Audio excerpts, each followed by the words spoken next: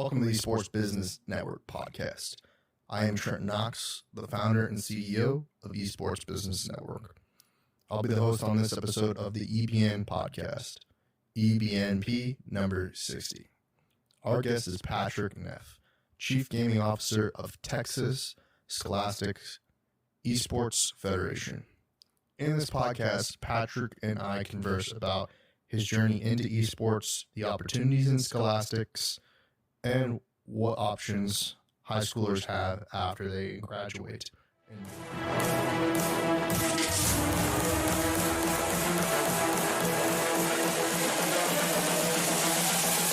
This is the future.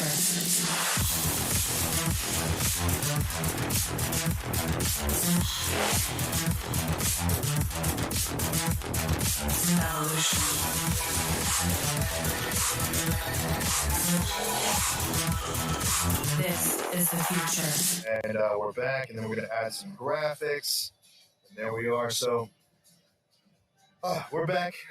Patrick and I just got off the stage and been looking forward to having you on the live stream and cut this into a podcast. But awesome. Welcome to the show, Patrick Neff.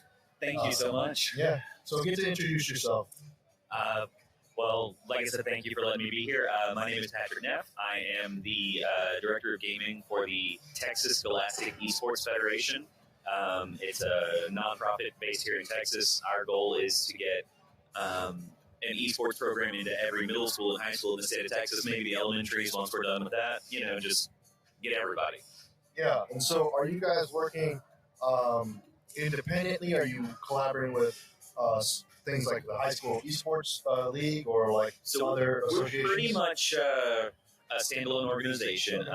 We're just a bunch of educators here in Texas that it's kind of funny how it started. I got a phone call from a guy. I had gone and talked to the UIL, which is our local inter-school competition organization. I'd gone and said, "Hey, y'all should be doing esports," and they said, "What's that?" No, they actually, I got good feedback, but I wound up in the newspaper because of it. Some journalist was in the room and mentioned my name about esports, and so this guy named Greg looked me up online, found the school I taught at, and reached out to me and said, "Hey, I'd love to talk to you. There's a couple of other teachers and we're all kind of talking about this stuff." And so he called me, and I wound up on a Discord, and then it kind of built from there. And it's just a bunch of local teachers here in Texas that wanted some options for our kids that weren't too expensive, that could provide local feedback and support, that could put on local events. Because, if you're from my generation, some of the coolest memories I have are from LAN events and, moving into the dorms and having 4 original Xboxes with the stupid proprietary cable because they switched literally 2 wires so that you couldn't use a normal Ethernet. And having 4 Xboxes and 16 people playing original Halo on 4 different TVs. Those were the events that stick with me about gaming. And we wanted to be able to do that here, have those local events where you get to look at other kids and actually see them in the same room and all that. So, yeah. So, how many school districts? You're gonna put me on the spot. I know we're over 100 high schools and 40 or 50 middle schools. Districts-wise, a lot of those are in the same districts. And I'm not counting Dallas ISD, although we work with them as well. The number changes daily. We're constantly getting new registrations. We started right in the middle of COVID. Our first season was the fall of COVID school. So we went from expecting nobody to expecting a few people, and I think we had at most 40 or 50 teams in any given competition. But there's at least 30 or 40 school districts that we're connected to one way or another, and we added 5 more this weekend. So. Yeah, so headquarters in Houston? We're based out of Dallas officially, but we don't have an office space or anything. We're all teachers, so we're working out of our houses on Discord and I stream out of my office at the house in College Station. I just have a green screen and a microphone and a camera, and that's it. So you're based out of College Station? I am, yes. Okay, and then are you an active teacher? I've been a teacher the last 6 years. I actually am not teaching this fall. I'm starting my PhD at Texas A&M in sports management. So I'm going to be doing research on esports at the PhD level. Very cool. And so in that aspect, are you connected with Texas A&M Esports? I am a member of the Discord group, and I was looking forward to meeting everybody now that we're back on campus. I'm hoping in the next couple of years that A&M's going to take because right now it's all student run and they're doing some phenomenal stuff, but they don't have any official support. And so I hope to see that change over the next couple of years as we're doing our research and as we're kind of pushing the idea of esports, that A&M will get on board and kick in some money, maybe hire a coach, because that program is doing, phenomenal things with nothing backing them. I'm curious about some questions. You can choose to answer them or not. Okay. Okay. So, if we look at historically what's gone in collegiate esports, with the fact that essentially now Tesla is a defunct business. It was the Longhorn Gaming at one point in Texas. What is it? Texas Esports? Yeah, I don't even remember what it stands for anymore. Scholastic Association. Scholastic Players Association. Yeah. And so now, with a little bit separate from that, Texas A&M has its own Dylan Liu. They created UConnect, which obviously does that feed back into the support of what Texas A&M Esports is. To an extent, I can't tell you I know the answer to that, but I do think having former students, you're never a former alumni with A&M. This is a big thing with our culture. You're never a former Aggie. You're a former student, but you're always an Aggie. Yeah. That's any A&M people in the audience know what I'm talking about. Yeah. But having those former students that have gone on and are building their own businesses, there is. I worked a little bit with the system, like the board of regents and the system people, and they about a year ago got reached out by an alumnus who wanted to talk about maybe putting some money behind an esports program at A&M and what that would look like. And so having those alumni that are out there doing things in the industry definitely helps. And then on top of that, just having a successful program already definitely doesn't hurt. But the collegiate space is in a weird spot. Like you said, Tespa's gone. You've got NACE, which, depending on which college person you ask, is either awesome or the devil. And I haven't heard much in between. People either love it or they hate it. And there was some thought that the NCAA might get involved, but I don't even know if the NCAA is going to exist in 5 years with this new name, image, and likeness stuff coming out, with the Supreme Court basically saying you can't do that anymore. So athletes can make money. So where does the NCAA even exist anymore? So I'm curious to see what the next thing is, whether it's the conferences. Are we going to see a Big 12 esports conference or an SEC conference for esports? Because if not, then somebody's going to have to fill that gap. Somebody's going to have to come in and create the space. We've even talked about it with Texsef. Our focus is not collegiate, but if we put on tournaments, I promise you, Texas-based colleges are going to show up. So I'm really curious to see how the college scene evolves in the next couple of years, because it's in a weird flux right now that I don't think at least I don't know how it's going to all shake out. Well, if you look at the University of Texas as an esports program, it's not even the flagship school that's most successful. UTD is actually the varsity program for UT Dallas, UT Arlington. They're paid. They've got scholarships. They've got coaches. They've got infrastructure. Yeah. It's weird because esports has kind of been a thing for smaller schools to recruit and build themselves up. Right. And now the big schools are starting to realize that, hey, we got to get on this. And so Texas Tech is building a new esports program and center within their College of Communications. Maryville University in St. Louis, they have their esports program is its own department at the college. It's not under athletics. It's not under anything else. It's their own thing. And so we're starting to see bigger schools, bigger state schools with higher budgets looking at this And if A&M decides to go all in on this, or UT or U of H or any of these the big tier 1 universities, they've got the funding, they've got the support to go in and dominate the space if they really want to. So I don't know. It's about allocation of assets. And, speaking of that, I've had a few former Robert Morris Esports program folks on the podcast, Michael Wiesness and Louis Laka. They both kind of formulated that program. I think it was the first ever varsity program in the United States. And if you have a collegiate program, it's a good one to model your program after. Absolutely. But yeah, collegiate-wise, like I mentioned Dylan, as far as like having been from Texas A&M and built this company, UConnect, whether I like it or not, he's commercialized it and made it more on the commercial side versus making it about the education aspect. Sure. And of course, the folks who, I don't even know who they are really, that did Tesla, having sold it to Blizzard, and Blizzard at this point, I think I guess programmatically have made it into Blizzard Collegiate or whatever have it. Riot has their own Riot Scholastic Association or whatever, RSAA. Yeah. That's what's so weird about esports compared to anything else that you see in like the sports space. Nobody owns football, right? Nobody's going to take away your right to play football at the collegiate level. But if Riot decides they don't want to support a game, or Blizzard decides they don't want to support a game, or the game loses players and they decide it's a defunct game. I mean, look at Heroes of the Storm, right?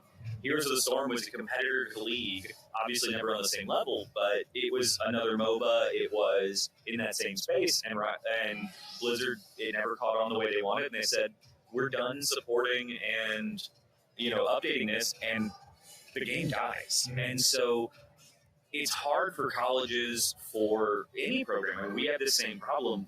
We're going year to year, semester to semester, trying to decide what games are even going to be the game that year. And if a school jumps on board and buys 50 copies of Overwatch to have their team play Overwatch, and then Overwatch dies, or Overwatch 2 comes out and replaces it, or Valorant hits the market and picks up a chunk of the CSGO market, or so many of these market forces that you don't have to deal with in other situations can completely change what you're doing. So it's hard to allocate resources properly, because when I go before a system president and I say, hey, you should have this program, well, what game should we play? A bunch of them, I guess. It's hard to narrow that down, and that's a challenge that you don't see in any other industry. Yeah, absolutely. So, yeah, I guess I was going to tie the collegiate aspect back to the high school level in the sense of, is there a need for those that have participated in esports at the collegiate level to be educators, or is it more like, because I'm getting a lot of negative feedback about how school districts and how schools are approaching staffing the esports department? At the middle and high school level, most of us work either for next to nothing or nothing. I was lucky; I actually got paid for my after-school hours. A lot of our esports people at the high schools in Texas are pure volunteer. They don't get a penny. It's just they're choosing to stay an extra 4 to 6 hours a week or more on campus to provide a space for their kids, and they're not getting anything for it but the satisfaction of a job well done, which does not pay rent. Right. Yeah. I see this with a lot of the smaller college programs. I saw an ad that was something like, if you work 20 hours a week for the semester, it wound up paying like $3.50 an hour. And I'm going, you can't pretend like you're taking this seriously and pay that little.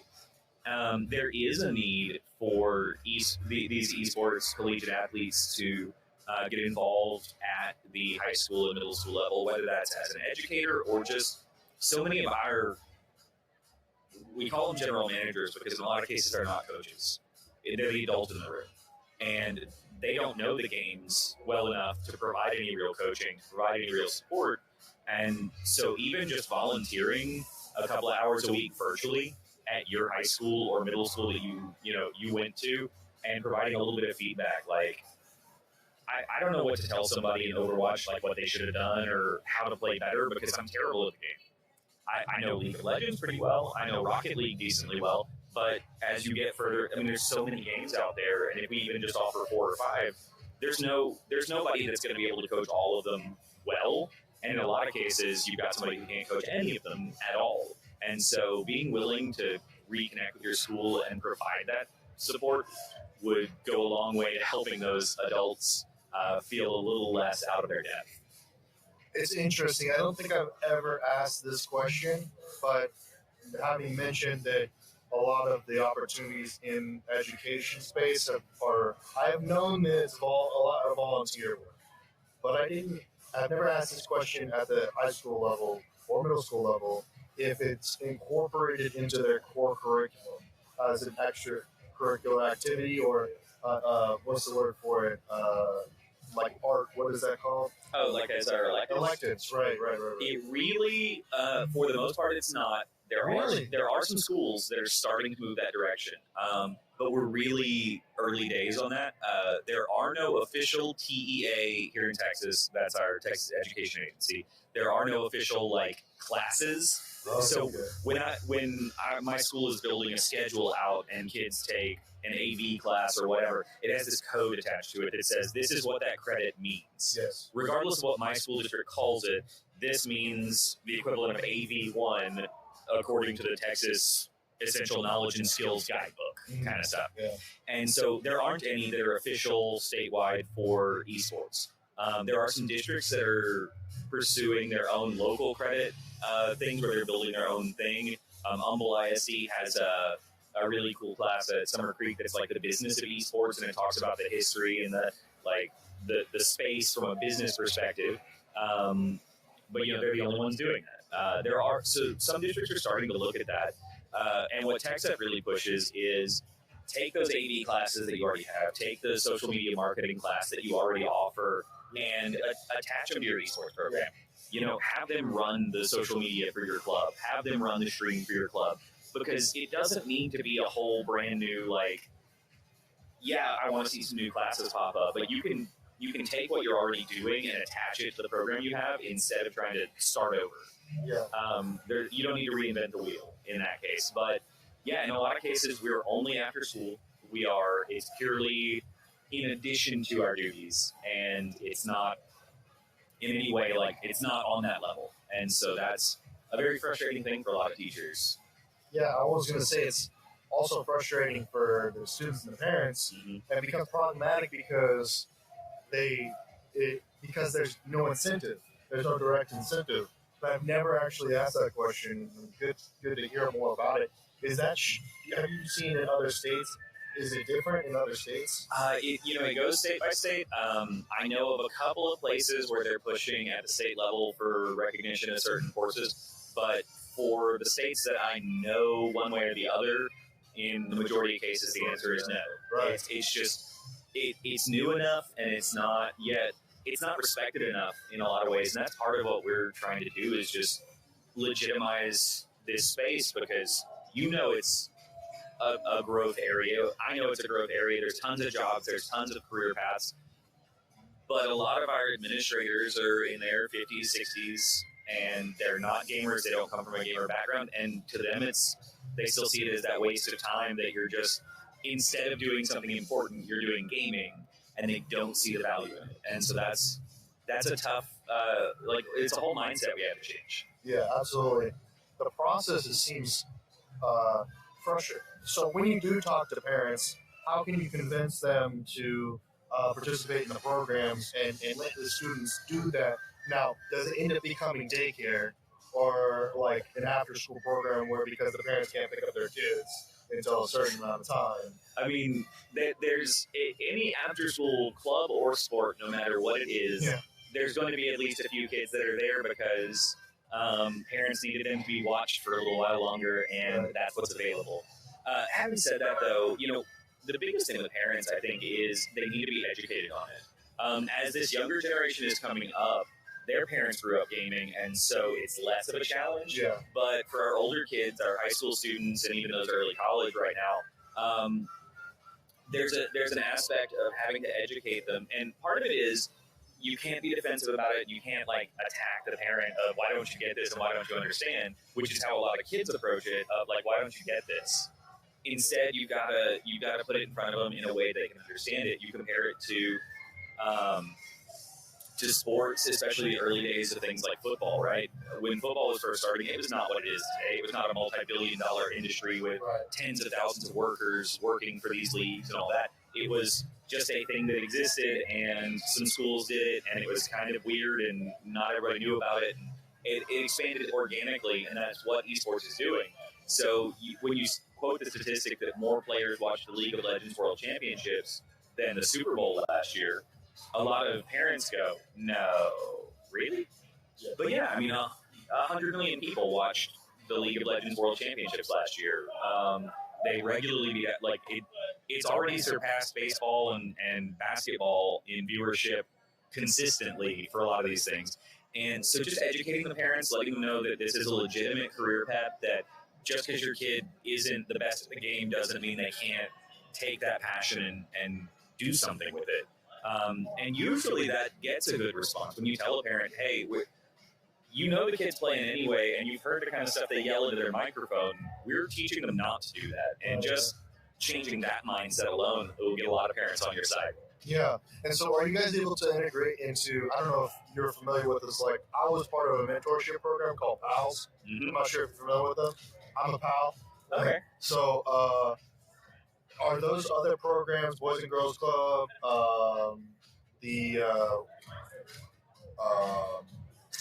there are some YMCA's that are starting to pop up.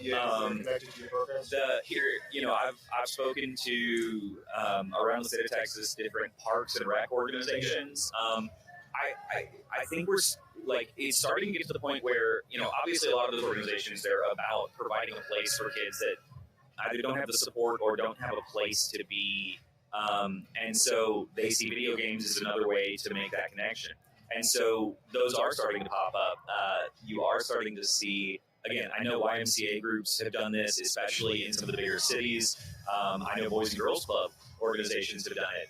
And so it's not by any means, statewide or nationwide yet, but more and more of those organizations are connecting what the kids are doing. There's a foundation here based in Galveston that works with differently abled athletes, and they want to add an esports component.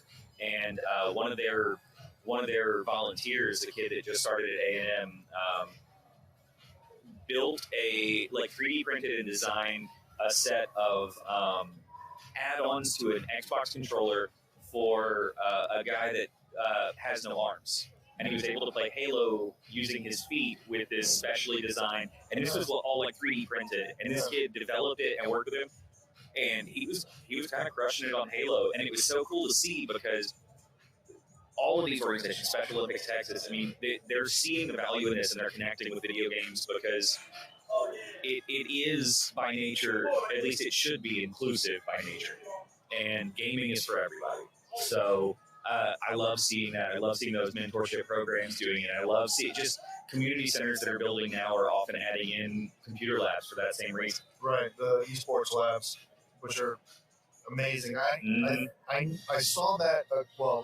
There when I was growing up, I grew up North Austin area, Georgetown, and here's the Epics. Yeah, no. Here we go. I was like, I don't know what's happening, but I'm not nearly important enough for this music. Yeah, I would say we should probably wrap it up anyway. Okay. But I wanted to talk about recreational esports with you. We'll probably talk about that off air a little bit because you mentioned recreation centers and stuff like that. But to let audience know how to connect with Texas Scholastics Esports Federation, also with Patrick. Sure. So Texas Scholastic Esports Federation, we are texsef.org is our website. All of our social media is at Texsef, except our Twitch, which is Texsef1, the number 1, not the word.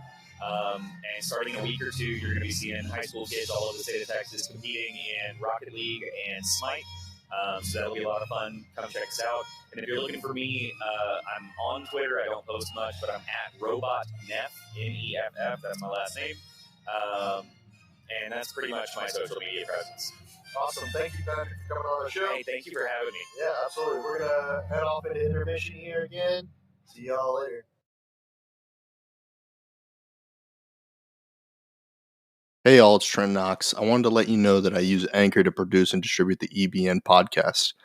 If you've never heard of Anchor FM before, it's the easiest way to start a podcast. Let me explain. It's free. There's creation tools that allow you to record and edit your podcast right from your phone or computer. Anchor will distribute your podcast for you so it can be heard on Spotify, Apple Podcasts, and many more. You can make money from your podcast with no minimum listenership. It's everything you need in a podcast in one place. Download the free Anchor app or go to anchor.fm to get started today. Hey y'all, it's Trent Knox, founder and CEO of Esports Business Network. I want to say thank you for listening to this podcast. If you're finding value in the podcast, I would greatly appreciate it if you share the podcast to your network and write a positive review on your preferred podcast platform. If you're feeling extra generous, feel free to make a contribution to our working capital accounts on Cash App or PayPal. Our username is ESPORTSBIZNET. That's Esports BizNet on both platforms. As always, we'd love for you to join our community and platform at https://www.ebn.gg. You can take advantage of a free subscription to our Bronze membership by following the directions on the homepage. Part of the Bronze membership is access to our Discord server and private membership channels. The conversation only evolves with participation from esports entrepreneurs like yourself. We need to hear about your esports business to understand how we can move the industry forward as a community. You can also join the community by joining the Facebook and LinkedIn groups. An additional goal of EBN is to move the conversation forward on your preferred social media platform. So as a last note, don't forget to follow us on social media for current events, news, and other esports related topics. Follow and subscribe to Esports Business Network on social media. Looking forward to networking with you very soon.